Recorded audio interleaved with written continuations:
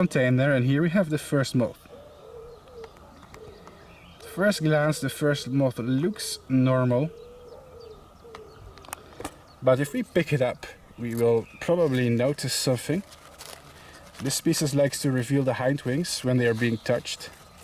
It's basically a way to threaten the fact that they are poisonous.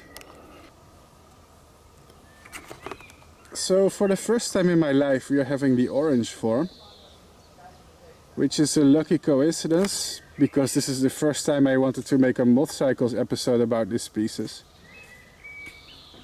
It is also a little bit strange, you know, because the people who are going to be watching this video, as a first impression of this species in moth cycles, they're going to see actually a unusual variation.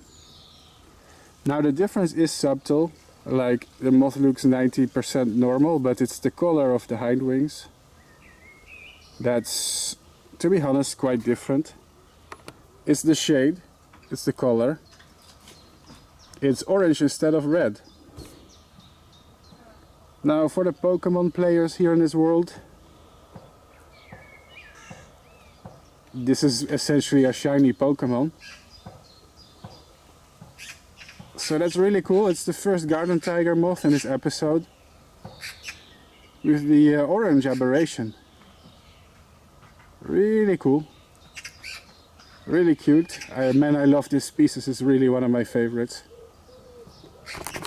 What a beautiful insect, man, I love them. And what's really cool about this species, in my opinion, is their variation. Like every individual moth looks a little bit different.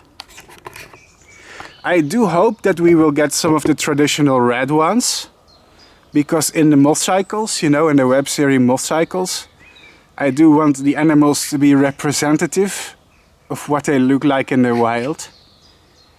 In the wild they can look like this too, but it's rare. It's rare to find such individuals in the wild. I mean, it's rare in captivity. I've raised hundreds of them in my life and it's the first time I've seen it. At the same time, people who are gonna watch this episode are going to think that this is what they usually look like. It's kind of ironic. That's why I showed you some footage of the normal looking moth before, when I was talking about variation, before I revealed this insect. I'm hoping that my bloodline is weird and that we have a lot of strange variations.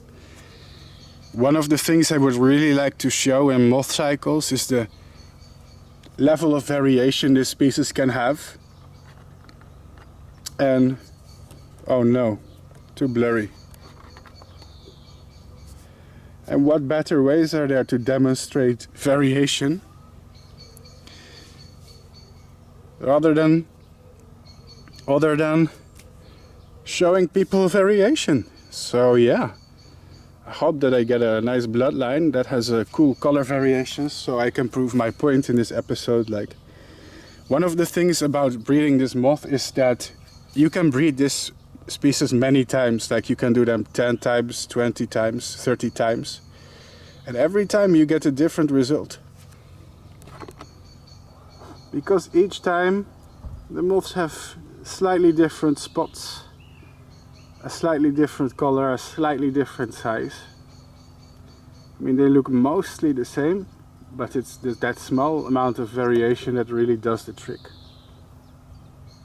It's really cool. Take a good look at those spots on the forewing, because with each moth that I'm gonna show, the spots are gonna be totally and wildly different as well. Wow, you gotta admit though that this is a beauty. This is just something very beautiful. Man, I love Arctia. I love this species. They make me so happy. Special shout out to Natalia. Actually, there's going to be two Natalias in this video. The Natalia from Brazil, who was in the footage when I was taking care of the caterpillars, but also there is another Natalia. Natalia is somebody who sent me the caterpillars of this species. Very generous of you. And I'm having great fun with them, as you can see.